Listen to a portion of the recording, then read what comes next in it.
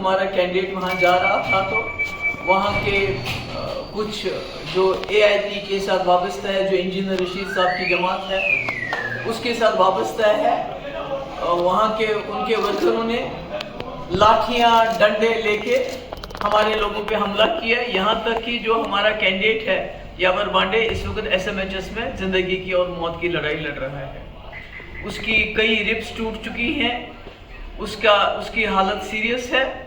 और मैं जानना चाहती हूँ कि इंजीनियर रशीद साहब तो जेल में हैं, तो ये जो पार्टी बनाने में मुफ्ती साहब को 50 साल लगे और अभी तक हमारे पास ऐसे रिसोर्सेज नहीं है कि हम जगह जगह कैंडिडेट खड़ा करें। एक आदमी जो जेल के अंदर है, पार्लियामेंट इलेक्शन लड़ते हैं, बहुत अच्छी बात है। अब उनकी ये ऑर्गेनाइजेशन के पीछे कौन है जो जगह जगह उनके लोग खड़े होते हैं?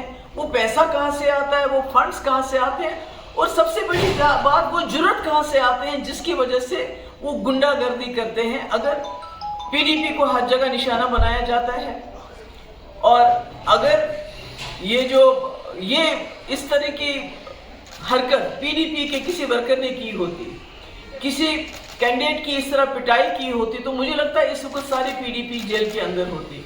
तो मैं यहाँ की सरकार को बताना चाहती हूँ कि अगर आपने इंजीनियर रशीद साहब की पार्टी को दोबारा एक प्रॉक्सी पार्टी, जब आपकी बाकी प्रॉक्सी पार्टी फेल हो गई है, अब इंजीनियर रशीद साहब की पार्टी को आप सामने ला रहे हैं, उसकी आप भरपूर मदद कर रहे हैं पैसे से, बाकी चीजों से, तो मुझे ये बताइए कि आप फिर बताइए सीधे कि बाकी किसी पार्टी को इलेक्शन ही नहीं लड़ रहे हैं।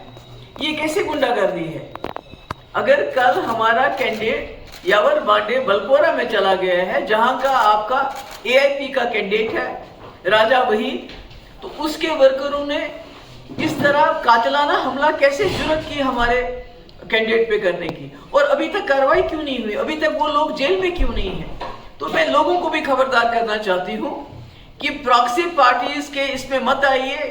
इनके पीछे एक बहुत बड़ी ताकत है जो चाहते हैं कश्मीर का वोट जो है वो डिवाइड हो जाए। खासकर PDP उनके निशाने पे है। उनको मालूम है पिछले 5 साल में भी PDP वाहिद जमात है जिसने जम्मू कश्मीर के लोगों के लिए खड़ी रही, यहाँ के जो जेल में लोग बंद हैं उनके लिए खड़ी रही।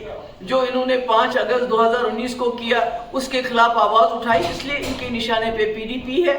और ये जो इतनी भी जमातें हैं जो आज़ाद उम्मीदवार की शक्ल में आ रही हैं, AIP की शक्ल में नजर आ रही हैं, उनका बाज़ाब्ता कहीं ना कहीं से उनकी फंडिंग हो रही है और उसके साथ उनको सरकार की पूरी प्रोटेक्शन मिल रही है।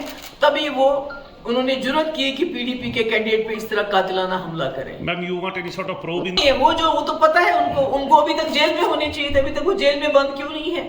और ये जो AIP के कैंडिडेट है, इनके पास इतने वसाइल कहाँ से आ गए?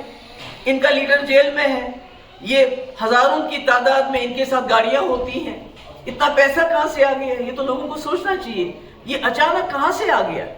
तो यानी कि जब इनकी दूसरी प्रॉक्सी, जब PDP को तोड़ के इन्होंने कई प्रॉक्सीज पार्टीज बनाई, जब वो फेल हो गई पार्लियामेंट इलेक्शन में, तो अब इंजीनियर रशीद की पार्टी को आगे किया जा रहा है। तो मैं वार्न करना चाहती हूँ, खबरदार करना चाहती हूँ बिलखुसूस कश्मीर के लोगों को। आपके यहाँ बिलाशक PDP NC कांग्रेस पार्टी है, इसके अलावा जितने भी आप मैदान में इस वक्त देख रहे हैं, जितने भी लोग घूम रहे हैं, खासकर AIP की जो पार्टी घूम रही है, इसकी बैकिंग पीछे से हो रही है।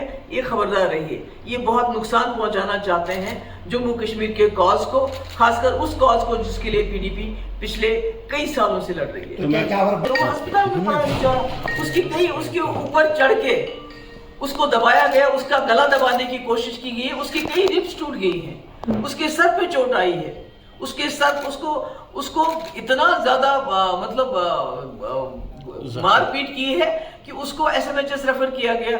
उसकी नाक से मैंने सुना खून भी निकला है। तो अब इससे ज्यादा और कातिलाना हमला क्या हो सकता है? तो क्या वजह हो सकती है? ये सेंस ऑफ इनसिक्योरिटी है उनके लिए कि PDP उनके लिए एक खतरा साबित हो सकती है? बिल्कुल PDP के पीछे पड़े हुए हैं, PDP के कैंडिडेट पे हमला हो रहा है।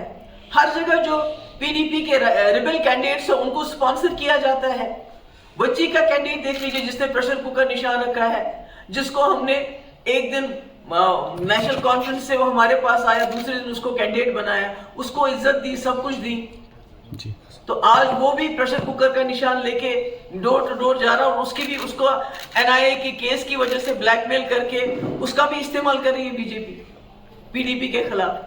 तो जिस तरह से राजनाथ सिंह जी का खिलाफ साजिश है। इनको मालूम है कि पीडीपी अगर ताकत में आ गई तो वो दिल्ली के डिक्टेट्स को नहीं मानेगी। तो राजनाथ सिंह जी का भी ये बयान आया है कि पीडीपी